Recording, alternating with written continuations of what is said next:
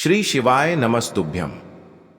हर हर महादेव। दोस्तों, आप सभी लोग जानते हैं कि 6 जनवरी 2025 यानी सोमवार को पड़ रही है पौष महीने की सप्तमी तिथि। और दोस्तों, ये वो तिथि है जो पौष मास में पड़ने वाली सबसे बड़ी तिथि है, क्योंकि यह सोमवार के दिन पड़ रही है और ये सोमवार साल का पहला सोमवार है और इसका बहुत ही बड़ा और विशेष महत्व होता है। पूज्य गुरु जी ने कहा है कि अगर कभी भी मौका लग जाए और पौष महीने की सप्तमी तिथि सोमवार को पड़ जाए तो आप लोगों को एक सफेद फूल वाला उपाय तो अवश्य ही करना चाहिए। इन दोनों का संयोग बहुत ही कम आता है। इसी के साथ में गुरु जी ने अपनी शिव पुराण कथा में बताया है कि इस दिन आपको एक सफेद फूल का उपाय तो आपको अवश्य ही करना चाहिए, क्योंकि ऐसा दिन पूरे साल में सिर्फ एक ही बार आता है। और दोस्तों, आप सभी लोग जानते हो कि सोमवार का अगर सबसे बड़ा कोई उपाय है तो वो एक सफेद फूल वाला उपाय है। तो दोस्तों, इस सोमवार के दिन आप लोगों को इस एक सफेद फूल वाले उपाय को जरूर करना है। बहुत सारे लोग होंगे जिन लोगों ने इस उपाय को ना किया हो, मतलब पूरा साल निकल गया, उन्होंने किसी भी दिन इस एक सफेद फूल वाले उपाय को ना किया हो। पर दोस्तों, आपके पास एक आखिरी मौका बचा हुआ है जो कि 6 जनवरी के दिन है। तो इस दिन आप लोगों को इस वाले उपाय को जरूर कर लेना है। भले ही आपने पूरे महीने भर इस उपाय को ना किया हो, पर अगर आपने इस पौष महीने के सोमवार के दिन अगर इस वाले उपाय को कर लिया तो आपको इस उपाय को करने का वो फल मिलेगा जिसकी आपने कभी कल्पना भी नहीं करी होगी। इसीलिए आप लोग इस वाले उपाय को एक बार जरूर कर लेना है, ताकि आप लोगों के हाथ से यह मौका ना जा सके और आपको इस उपाय को करने का फल मिल सके। दोस्तों, ये उपाय पंडित जी ने अपनी अभी की ही श्री शिव महापुराण की कथा में बताया है, जिस उपाय को आज हम आपको बहुत अच्छे से समझाने वाले हैं। इस वीडियो को देखने के बाद इस उपाय को समझने के लिए आपको कोई और वीडियो को देखने की जरूरत नहीं पड़ेगी।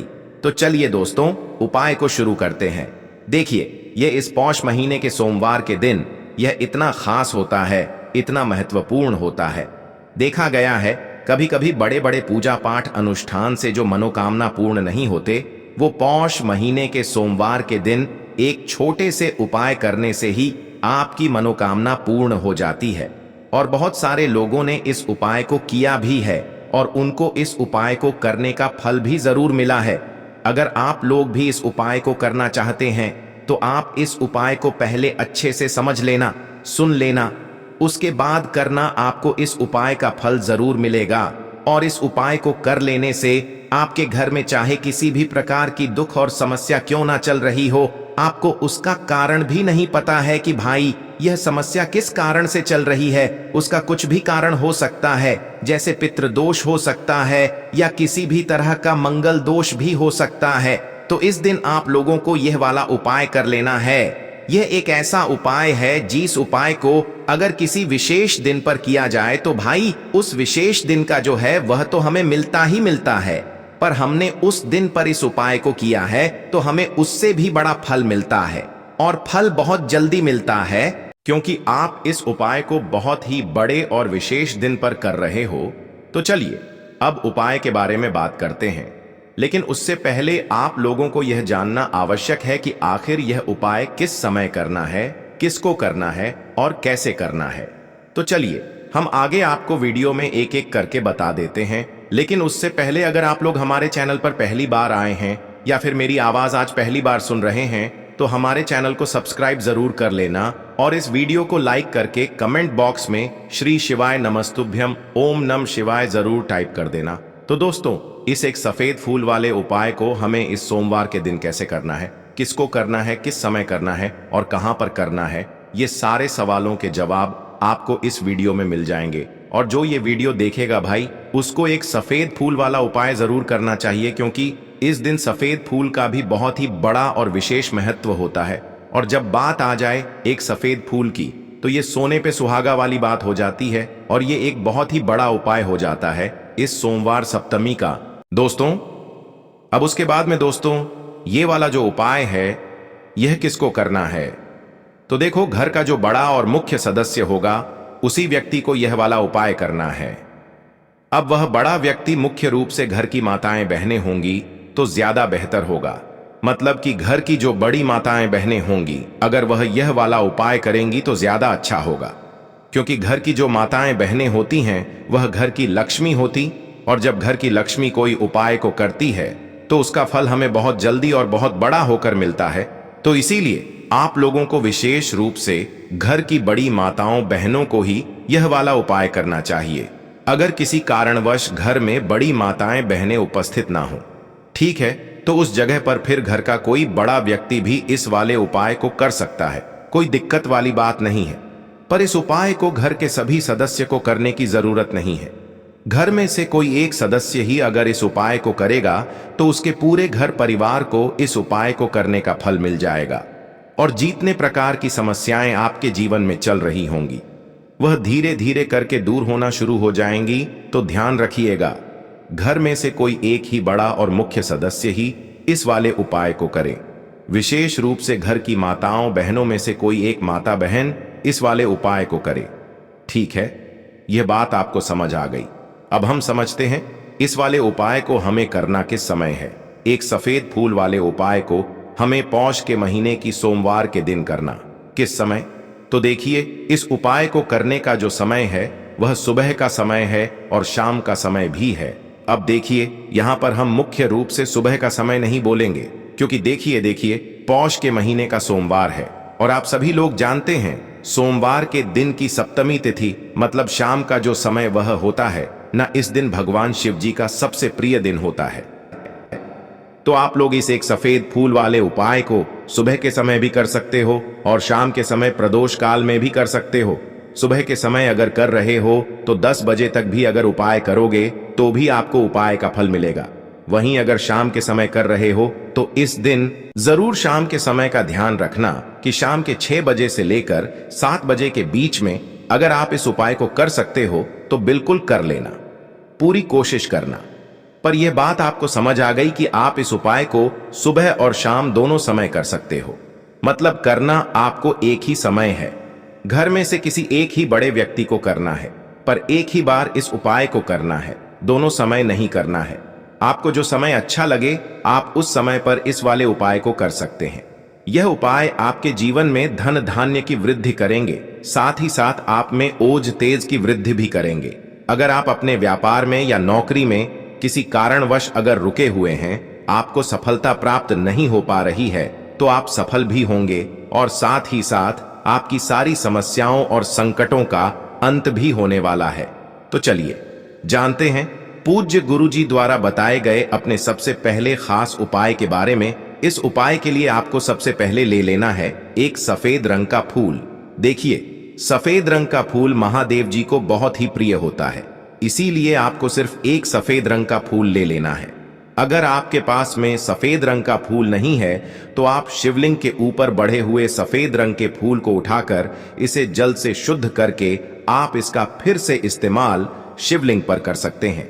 बस आपको ध्यान रखना है कि सफेद रंग का फूल जो आप लेंगे वो केतकी का फूल नहीं होना चाहिए और आप कोई भी सफेद रंग का फूल उसकी जगह पर ले सकते हैं।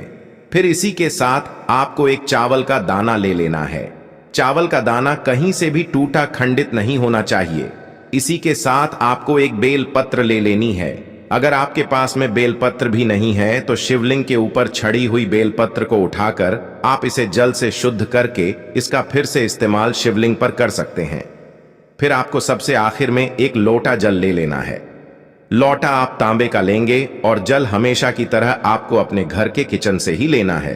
अब यह सारी सामग्री लेकर के आपको पहुंच जाना है शिवालय। पूज्य गुरुजी ने कहा है कि इस उपाय को आप शाम को प्रदोष काल में करना चाहें तो अति उत्तम रहेगा। अब देखिए, अब जो यह तीनों सामग्री आपके पास में है इनको लेकर के आपको पहुंच जाना है शिवालय और एक बेल पत्र को ले गए हैं और एक चावल का दाना जो आपके पास में है और एक सफेद रंग का फूल जो आप साथ में लेकर गए हैं। इन तीनों सामग्रियों को एक एक करके आपको इसी एक लोटे जल में डाल देना है। ये तीनों सामग्री आप शिवलिंग के सामने ही इस एक लोटे जल में डालिए। अब आपका यह एक लोटे जल का मिश्रण तैयार हो गया। अब इस एक लोटे जल के मिश्रण को आप धीरे धीरे शिवलिंग के ऊपर समर्पित करते जाएंगे और लगातार ओम नमः शिवाय या श्री शिवाय नमस्तुभयम दोनों में से किसी भी एक मंत्र का आप स्मरण करते जाएंगे। पूज्य गुरुजी ने कहा है कि जल आपको बिल्कुल धीरे धीरे समर्पित करना है। और जल समर्पित करते हुए आप कम से कम 108 बार इस मंत्र का आप स्मरण जरूर कर लें। आप चाहे तो श्री शिवाय नमस्तुभ्यम मंत्र का स्मरण कर लें और चाहे तो ओम नमः शिवाय मंत्र का स्मरण कर लें। इसके बाद जलाधारी से जो जल बह करके नीचे गिर रहा है उसको थोड़ा सा आपको किसी पात्र में इकट्ठा कर लेना है। आप चाहे तो इस खाली लोटे में भी इस जल को इकट्ठा कर सकते हैं और महादेव जी से अमृत स्वरूप आपको प्राप्त कर लेना है। देखिए, महादेव जी से आपको बोल देना है कि हे मेरे महादेव, मेरे व्यापार में घाटा हो रहा है, मेरे जीवन में किसी भी प्रकार की सफलता मुझे प्राप्त नहीं हो पा रही है, धन धान की लगातार समस्या बनी रहती है, नौकरी सही से नहीं चल रही है, कुछ ना कुछ जीवन में परेशानियां लगातार बनी हुई हैं। तो आपकी जो भी मनोकामना हो, उस मनोकामना को स्मरण करते हुए आपको इस जल को महादेव जी से अमृत स्वरूप प्राप्त कर लेना है और यह जल आपको लेकर के अपने घर को चले आना है।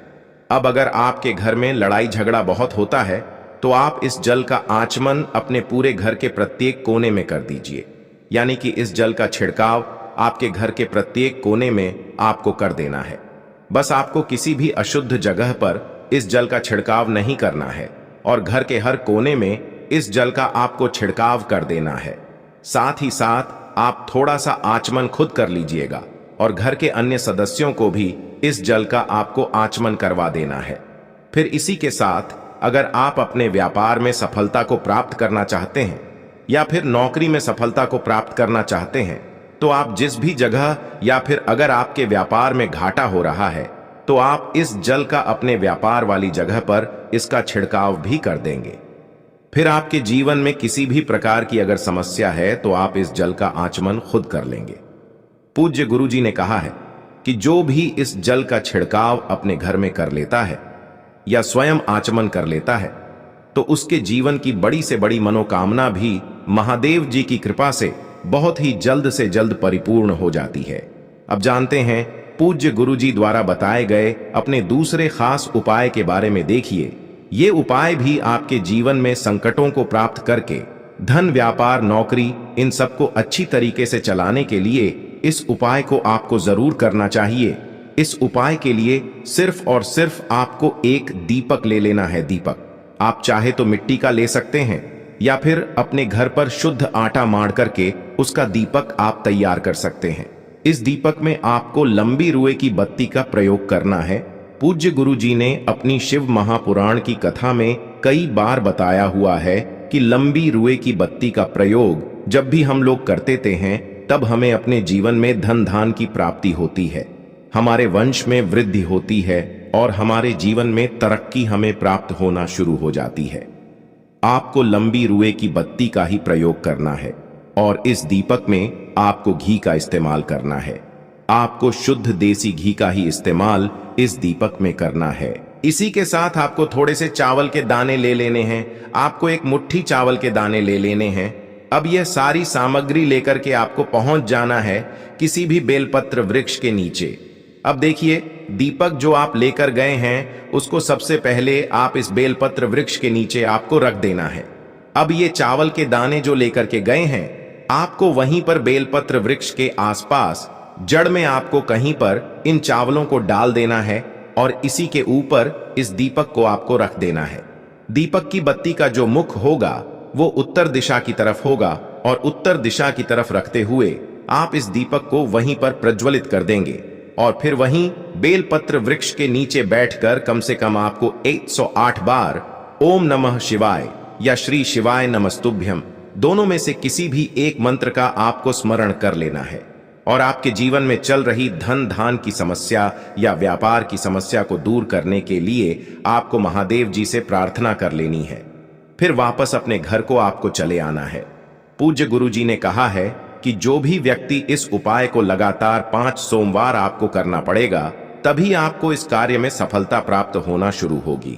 तो दोस्तों, अब जानते हैं पूज्य गुरु जी द्वारा बताए गए अपने सबसे आखिरी उपाय के बारे में जो आपके जीवन की सारी समस्याओं को समाप्त करने के लिए, धन की अगर समस्या है तो उसको समाप्त करेगा, व्यापार में अगर कोई समस्या है तो उसको समाप्त करेगा, नौकरी अगर आपको नहीं मिल पा रही है तो उस समस्या से भी आपको मुक्ति मिलेगी, या फिर आप अपने जीवन में ओज तेज की वृद्धि करना चाहते हैं तो यह उपाय आपके लिए बहुत ही विशेष सिद्ध होने वाला है। आपके जीवन की सारी समस्याओं का अंत करने के लिए इस उपाय को आप जरूर करिएगा। इस उपाय के लिए भी आपको एक लोटे जल की जरूरत पड़ेगी। एक लोटा जल आप ले लीजिएगा। लोटा आप तांबे का लीजिएगा और जल हमेशा की तरह आपको अपने घर के किचन से ही लेना है। फिर इसी के साथ आपको एक हरा साबुत मूंग का दाना ले लेना है। हरा साबुत मूंग का दाना जो होता है, जो खड़ा मूंग कहलाता है, वो आपको एक दाना ले लेना है। फिर इसी के साथ आपको एक चावल का दाना भी ले लेना है। चावल का दाना यानी कि अक्षर। फिर सबसे आखिर में आपको थोड़ा सा गुड़ ले लेना है। गुड़ आप 1 टुकड़ा या 2 टुकड़ा ले सकते हैं। अब ये सारी सामग्री लेकर के आपको पहुंच जाना है शिवालय। इस उपाय को भी आप शाम को प्रदोष काल में या उसके बाद किसी भी समय कर सकते हैं।